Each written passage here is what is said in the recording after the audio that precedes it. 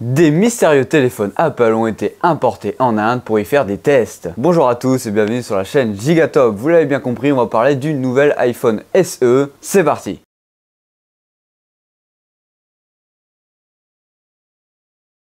Alors ces nouveaux téléphones Apple qui ont été importés en Inde se prénomment le A2595, le A2783 et le A2784 qui s'annoncent assez intéressants parce qu'on sait que c'est le nouvel iPhone SE. Alors pour ce nouvel appareil, quel est son nom réel? SE+, SE 2022, SE 3 pour la troisième version. Les rumeurs actuelles se tournent plus pour l'iPhone SE 3. Et pour cette troisième génération, y a-t-il du nouveau par exemple au niveau de son design? Alors on a deux solutions qui se présentent à nous à l'heure actuelle. C'est-à-dire la solution 1, c'est que l'iPhone SE 3 aurait un design similaire à celui de la version 2. C'est-à-dire avec un écran de 4,7 pouces, des cadres assez épais et encore le Touch ID disponible dessus. C'est-à-dire que dans sa globalité, il aurait la même taille qu'un iPhone 8 qui n'est plus commercialisé à l'heure actuelle. La deuxième option qui se présente à nous, c'est qu'il devrait ressembler à l'iPhone XR, avec une belle grande encoche en haut de celui-ci, et il devrait mesurer 138,4 par 67,3 par 7,3 mm, avec une épaisseur de 8,2 mm,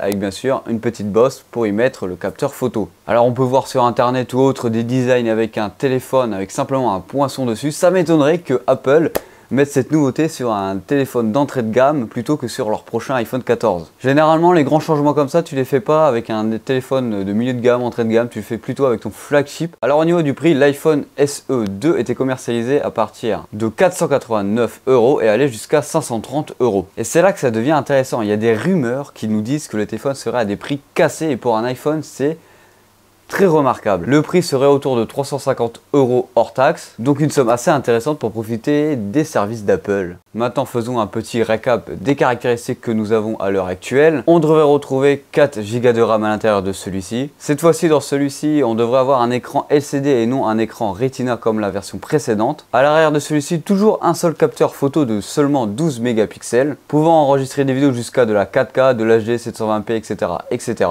Toujours le capteur Touch ID pour déverrouiller son téléphone.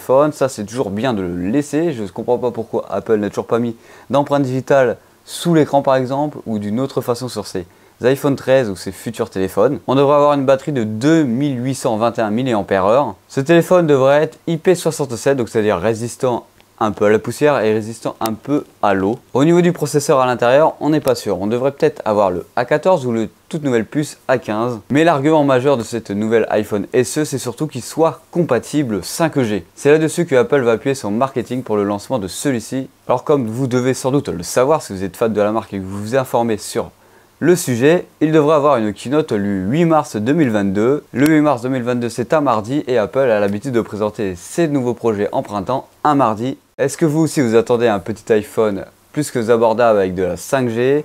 Mettez-le moi en commentaire si celui-ci va vous intéresser ou non. Je vous invite à vous abonner, à liker, à faire tout ce qu'il faut. C'était Hugo sur la chaîne Gigatop. Allez, bisous!